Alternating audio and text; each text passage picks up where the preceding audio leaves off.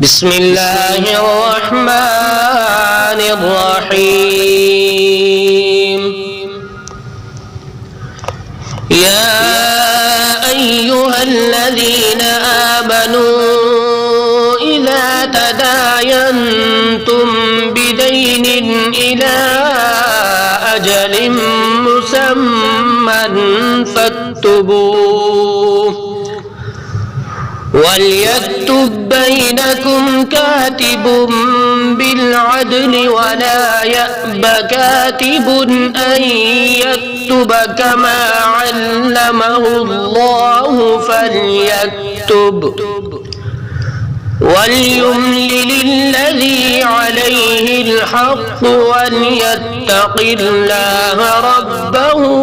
ولا يبخس منه شيئا،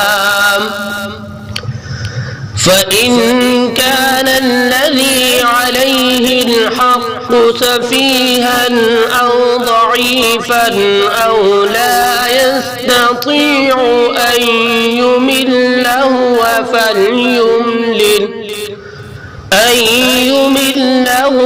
فليملل وليه بالعدل، واستشهدوا شهيدين من رجالكم، فإن لم يكونا رجلين فرجل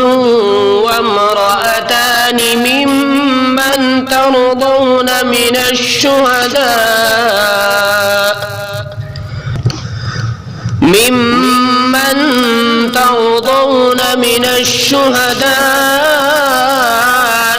أن تضل إحداهما فتذكر إحداهما الأخرى، ولا يأبى الشهداء إذا ما دعوا، ولا تسأموا أن تكتبوه صغيرا أو كبيرا إلى أجله، ذلكم أقسط عند الله وأقوم للشهادة وأدنى ألا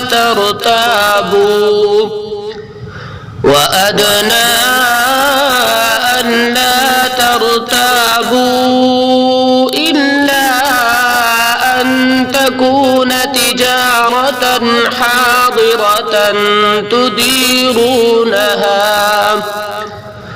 حاضرة تديرونها بينكم، فليس عليكم جناح ألا تكتبوها، وأشهدوا إذا تبايعتم ولا يضار كاتب ولا شهيد، وإن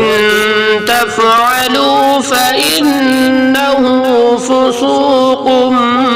بكم،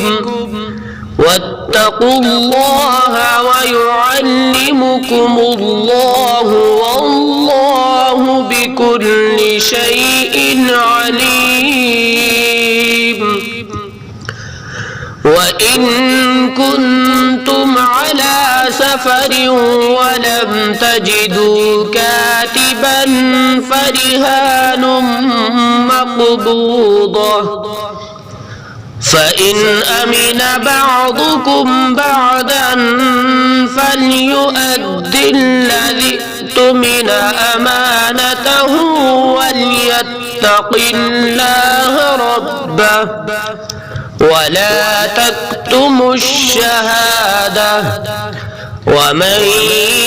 يكتمها فإنه آثم قلبه، والله بما تعملون عليم.